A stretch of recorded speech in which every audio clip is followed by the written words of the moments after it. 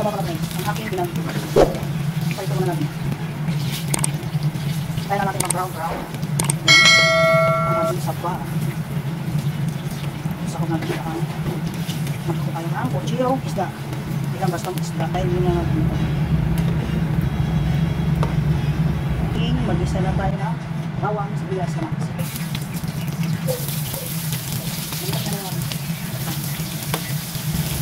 Ang ating bawang sibuyas na kasi. Kakaiba. Kaya lang toyo. Punto lang. Tapos tomato sauce.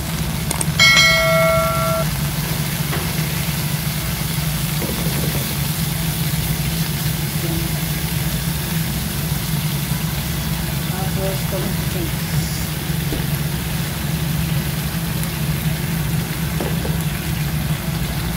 Tapos kalahating sabaw. Kaya na natin makulong guys. Ayan, maglagay tayo ng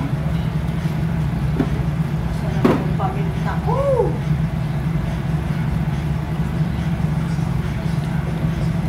Ayan, pakulongin na natin guys. Yan. Hintayin na natin maluto ang kamatis, sibuyas at saka ilagay natin ang ating saging. Balik natin. Yan yung saging na pinirito ko lang. Yan. Maglagay tayo ng paminta.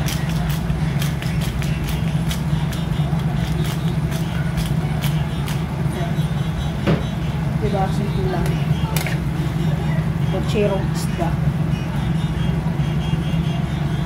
Maglagay pala tayo ng konting asin. Kasi wala pang asin.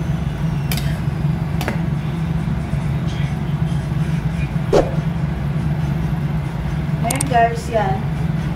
Ilagay na natin itong ating pinag-box na. Pakuloy na natin ng mga 3 minutes. Bago natin ulit. Ilagay pa ang ating ibang gulay. Ilagay dito. Pochirong isda. Yan guys, prituhin nyo lang ang isda para iba naman yung luto natin ulam. Yan. Pochirong isda.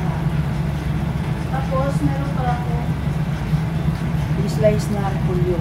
Yan eh. Tapin na natin yung repolyo. Sa gilid-gilid. Yan. Para may gulay pa tayo. Diba? Tignan natin, maloko yan. Sa gilid. Yan guys, patapos na yung ating pochirong isda.